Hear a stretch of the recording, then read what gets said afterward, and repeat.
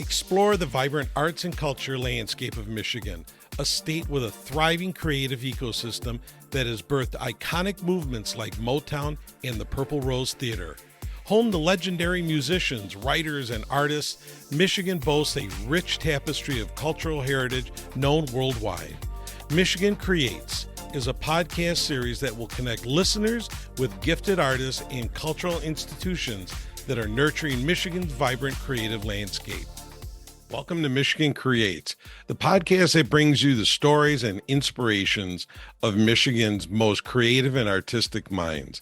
I'm your host, Ara Topouzian, and today I am thrilled to have a special guest, Sarah Clare Corporandy, co-founder and co-producing artistic director of Detroit Public Theater. Sarah Clare has been one of the driving forces in bringing compelling, thought-provoking theater to Detroit. And today, she'll share insights into her journey, the theater's impact on the community, and what's next for Detroit Public Theater. So stay tuned for an inspiring conversation I have with Sarah Clare. Sarah, thank you for talking to me today. I'm really interested in talking about Detroit Public Theater. So thank you for being on this program. Thank you for having me. Really happy to be here. Yeah. So I've been following Detroit Public Theater for a bit, but tell folks what you do. Well, Detroit Public Theater was founded 9 years ago. We produce world-class theater in the heart of Midtown Detroit. We believe that there are amazing theater artists, performing artists here in the city, and a lot of wonderful, amazing theaters in Southeast Michigan and the whole state of Michigan. And felt like we were exporting a lot of our talent here in Michigan, that we were have all these great training programs, but then there wasn't a lot of ways where you could make a living as an artist here. And so we wanted to contribute to the ecosystem by creating an organization, a theater that could be an anchor institution for the art form here in Detroit. To bring national and more local attention and national attention to the great art that's being made here in our city and our communities, and to share our artists with the national community and introduce Detroit theater in a different way to our communities. Yeah. So when you say exporting talent, are you inferring that, we're losing the acting industry to outside of Michigan? Well, I think we have a lot of wonderful training programs here, but there's not, when I trained, I went to Hope College for voice and acting, and then I went to Wayne State and got my MFA in arts administration. And I did not think that I was going to be able to stay in my state and build my career. And so it doesn't mean there aren't opportunities to engage with the art and be an artist, but to be a paid artist, and the frequency of that is challenging. And every city in the country has a major regional theater and an orchestra and an art museum. And our city has an opera house, an amazing art museum, a wonderful symphony. And we felt like we needed to also have that representation of theater here in Midtown. Okay. So let's take one step back and talk about the founders. So you're one of the co-founders. Talk about your fellow co-founders. So yeah, I'm a co-founder with 3 other women. We have a shared leadership model. My partners are Dominique Morisseau, Sarah Winkler, and Courtney Burkett. And we co-lead, Sarah, Courtney, and I all hold the title of co-producing artistic director, and Dominique is our executive artistic producer. And so we collectively run the organization strategically and artistically, and then we split up a lot of management and oversight duties, and based on our strengths and what the organization needs. And so that's the group of women that are running this company. Great co-leadership model. I think that's wonderful. So as you're approaching your 10 years, did you think you'd make it 10 years? I mean, it's not an easy, as you said, it's not an easy industry. Arts and culture in anywhere is tough, but you're now approaching a 10-year anniversary. So talk to me a little bit about, building the space, where you were at, and how that's kind of evolved over the years. Thank you for that question. It's a huge question. I know it's a lot of parts Yeah. to it. I mean, yes, I did. I think as a founder, yes, I did think we would exist in 10 years. I don't think I Yeah. knew at the beginning what we would look like in 10 years, but we always knew we had a really clear vision of what we wanted to make and the kind of accessibility we wanted to give. We wanted to make sure that everyone in the city knew that theater was for them, that there weren't barriers, socioeconomic barriers, time barriers, transportation, all of those things. We wanted to try and make something that as many people as possible knew was theirs. Right. And so we knew we were going there. We just didn't know the timeline of when it would happen, right? And so the first 4 or 5 years for us, we were in residence at the Detroit Symphony Orchestra. We had an amazing partnership with that organization, and they supported us as we grew and built an audience and shared our work and grew our budget and our staff and offered more jobs and our opportunities for artists. And then just about at the 5 year mark, maybe the 4 year mark, we were realizing that we were growing a little faster than we had anticipated, and that we maybe were outgrowing the space of the DSO. Okay. We also shared our space with their education programs, which were growing at the same time, which was wonderful. But you're sharing space and you're moving a set in and out of the space. And so at some point we started to say, well, what would be next if we Hmm. needed to move, and what would we do? And so we looked for about a year, and we looked at about 26 different spaces in the city. Wow. And we were wrapping up our search and had narrowed it down to two.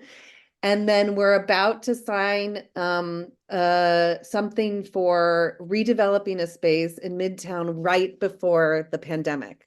Uh, And we were in this moment of like revving up for this growth and this big project, and the pandemic hit, and we, sat with our board and our community and our staff and said, is this still the right time to move forward? And we felt like we were in a position with a lot of momentum to do that in a mhm. responsible way based on everything that was going on in the world. And so we did a kind of a quiet phase of fundraising during that time and slowly started developing out our new home, which is the Third Avenue Garage at Third and Selden, which we opened last fall for our 8th season and produced a full season in that space.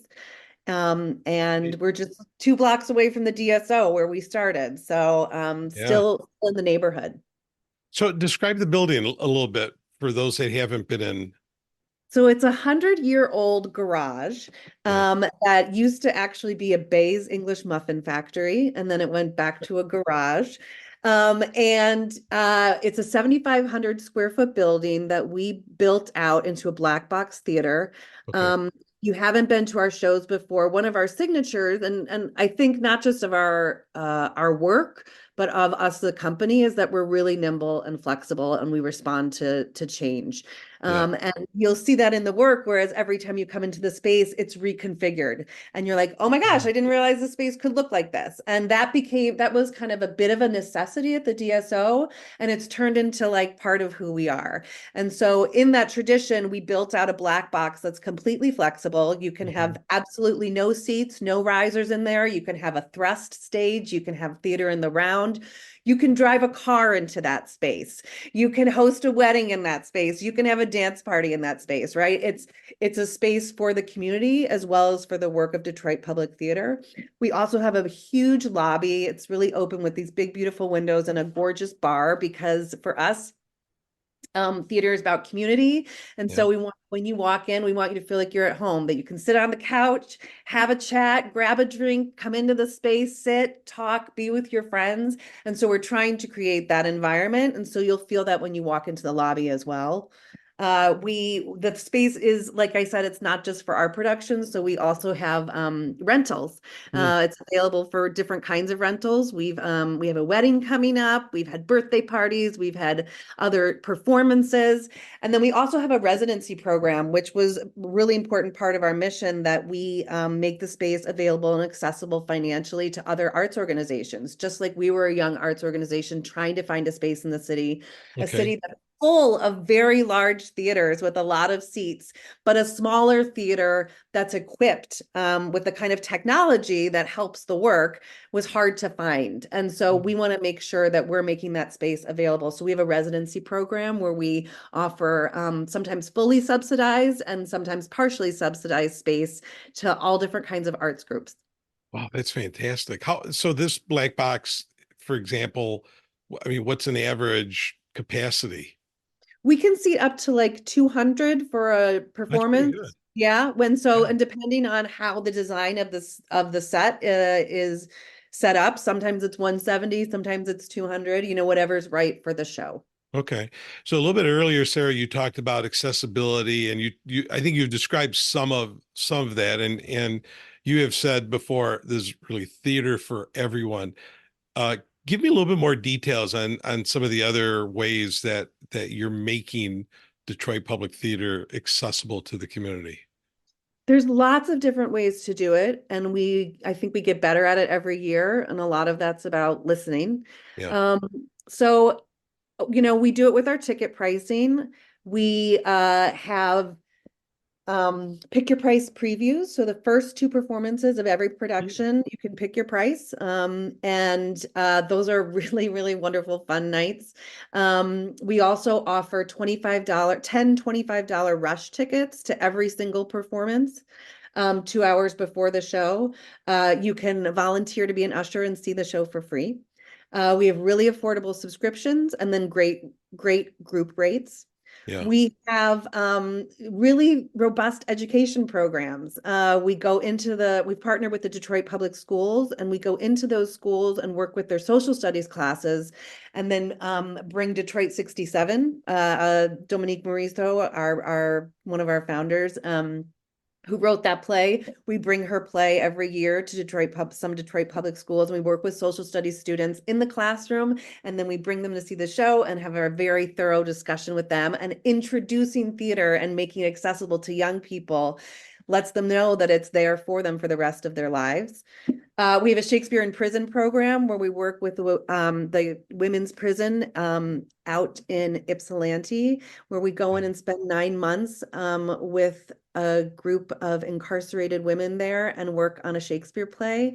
It's been transformative for us and for them, and we have now a post-release program where sometimes they work with us. They did a show with us last year, and we have accessible tickets for those that have been formerly incarcerated. Right. We also produce work that's for our community, right? And so when Yeah. you're telling stories about the community you're in, people can see themselves in those stories, and that makes the work accessible and the space accessible to them. Also, we want to say sometimes we're going to tell a story that's not about you, it's about someone else, but it's about someone in your community, right? And like Right. we're making ourselves accessible to each other. So those are some of the ways that we Yeah. are trying to be accessible for everyone. So you've got a massive community outreach really for the work that you're doing. It's not all in the theater. I mean, you're really touching a lot of different points, and I think that's admirable to do. Wow, keeps everything exciting.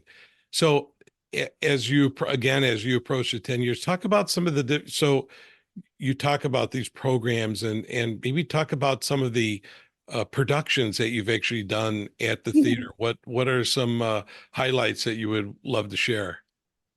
We've just had such an amazing journey. We produce 4 shows a year. And so I can Yeah. think back into like the very first show we produced, and what that was like and what we learned and how we chose that versus how we're choosing programming now.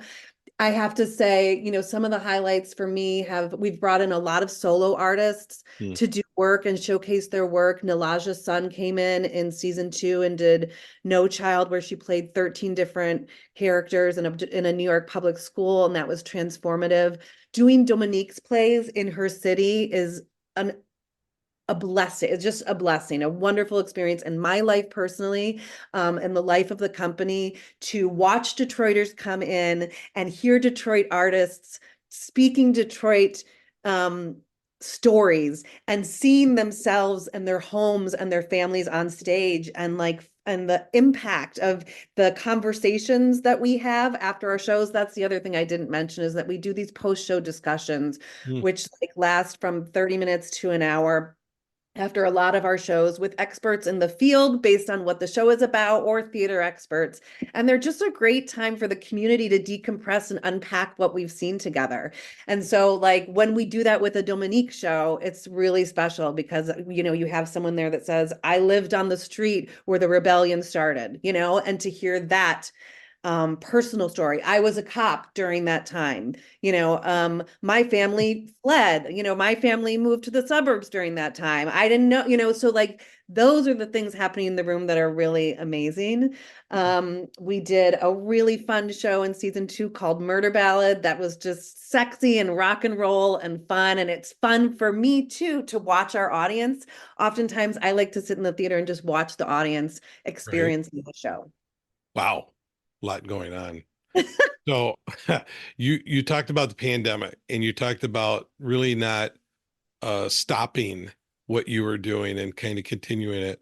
I'm always curious about fundraising and fundraising is difficult in any industry, but it seems to always be that much harder in the arts world. How has that just been overall? Especially now after a pandemic is now it's not a pandemic, I guess. Yeah, well, I don't know. We're still Yeah. figuring that out, right? Yeah. Um, it's hard. Fundraising is hard. Audience development is hard. It was hard before the pandemic. It was certainly during the Yeah. pandemic, and it's a new world after. And so again, being nimble is super important. We created a strategic plan when we started. We knew that we were creating an organization that needed to pay as much living wages as we possibly could. We were creating an organization that was going to create jobs. And Yeah. so we had to have a real budget. It wasn't like a hobby. It wasn't something we were doing on the side. Right. And so in order to do that, we knew in the beginning, without any work to show anyone, we have to get money in some way. And so our strategy was really to start high on individual giving fundraisers. And we had some really amazing supporters that came in and committed to us for the first 2 years. As we built the reputation with foundations, as we built the reputation with the community, that this is work that's worth seeing and you're welcome and invited to come here, right? And then I'll go back to like the community partnerships. We partnered with the DSO. We partnered with the Charles Wright. We partnered with Detroit Historical Society. We partnered with MoCAD. We partner with Detroit Public Schools. Like we are all here trying to give back to the city, and Right. we don't do it in silos.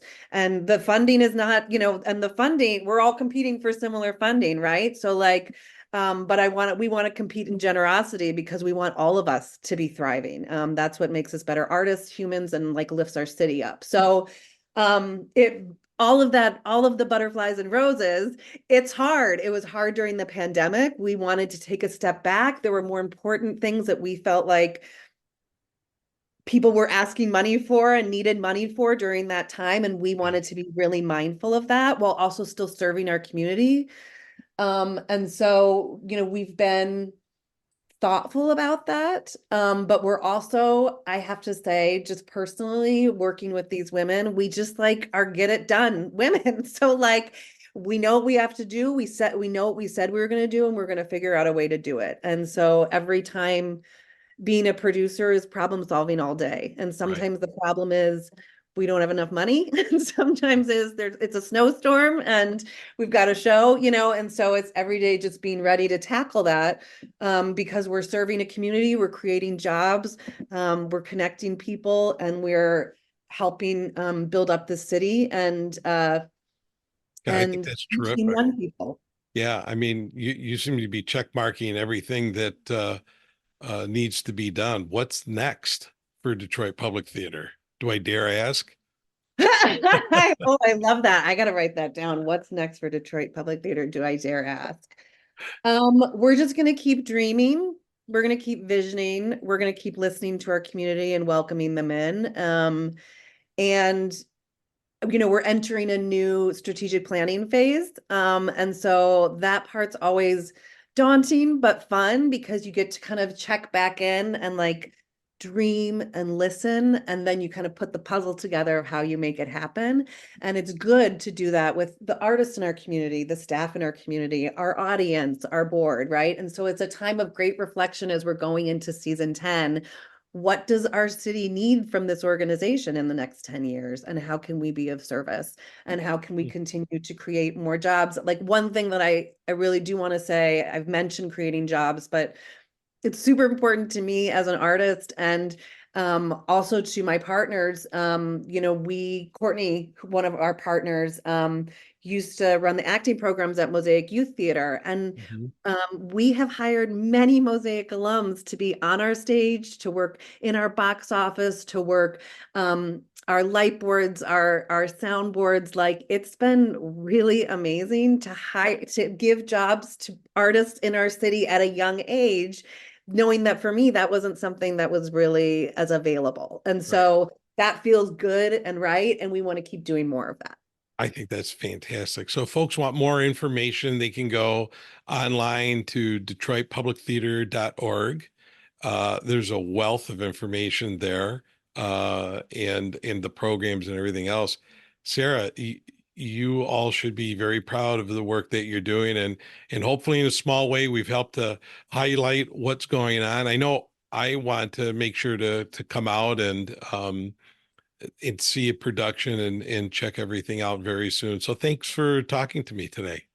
Thank you for having us. Thank you for doing this. Thank you for sharing about DPT, and come visit. Thanks for tuning in to another episode of Michigan Creates. We hope you've had fun diving into the creativity of our state. From Motown melodies to artisanal wonders, Michigan never fails to dazzle. But hey, the creativity doesn't stop here. Connect with us online, subscribe to our channel so you don't miss new episodes. Help us spread the word and also share your own artistic stories. So until next time, I'm Ara Topouzian, and I want you to keep those musical instruments in tune, keep those paintbrushes moving, and keep those cameras rolling. Remember, in Michigan, the only limit is your imagination. Stay creative.